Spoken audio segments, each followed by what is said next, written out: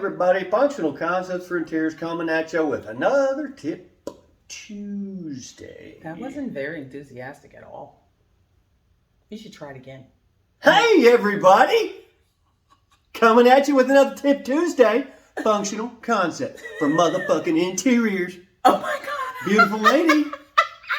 How's that At AZ Lewis Designs. And I'm Brian at Floor and Surface. Going wild and crazy. We'll give it to you. Yes. All right. Love it. This week's tip. You start off with this. You read. I read. And apprised me of it. Something very asinine. I found this article. I'm going to read it from here, okay? Because it says 7 things to never tell your contractor. And there were 2 that stood out that were totally asinine. So here goes number 1. Don't tell a contractor that you aren't in a hurry. Or not. Or not. In a hurry. Pretty critical to the operation. We know our deadlines. Pretty critical to the operation. Scheduling. You know, we try to stay really busy, and to not only holds our feet to the fire, but it also helps us maintain schedule. Is that we do have clients put down a deposit to hold an install date, start date, whatever you want to call it, yes. To lock that date up. So it's up to us to make sure that our other projects /S are finished and that we're ready to go for your project on that day.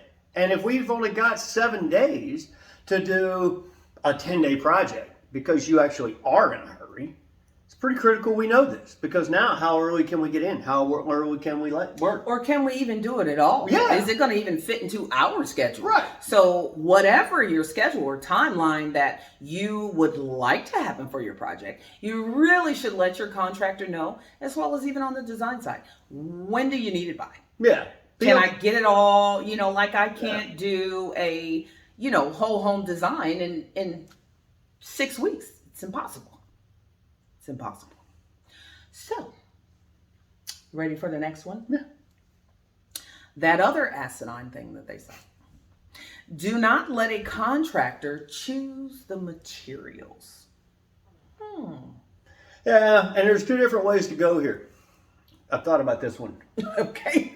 Since we kicked it around. I thought about it, and I can understand the warning from a couple of aspects. Number 1, I think that it infers to one of 2 things. Either the contractor is going to buy the cheapest shit possible and you're going to get shit quality stuff, and he's going to charge you a mid-range price.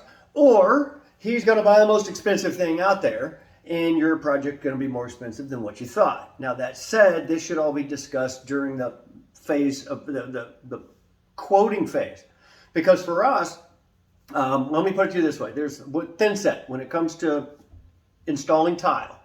The concrete mortar mix that adheres one to the other, being the foundation of the tile. They have cheap ass $6, $7 a bag basic cement thin set. And then you've got other stuff that runs $40, $50, $60 a bag. There's big differences between them, along with the price. Now that said, we don't use this $7 a bag stuff. We have a warranty. We have quality of workmanship that we expect from ourselves to put out, and it doesn't include material failure. That said, we don't need the high dollar stuff, except for specific applications, of which we will discuss with you and tell you this is the reason it's a little bit more for the installation. Other than that, we have specific brands and types of materials that we like to use because they support our warranty 100%. User-friendly. We know how fast they cure out, how they mix, how they spread, blah, blah, blah. We know them all. So we have our favorites, and we really pretty much do not deviate from that. I've actually turned down jobs because clients said they would provide the materials, and I walked in and saw a pallet full of $5 a bag thin set. Sorry. And I'm not doing it. I understand wanting to save money. So... But in the end, you may end up spending more money because you tried to cheap out. Yeah, because there may not be people, well, there are a lot of people that are like us that do have warranties and do great work. Yes. There's a lot of people that don't give a shit.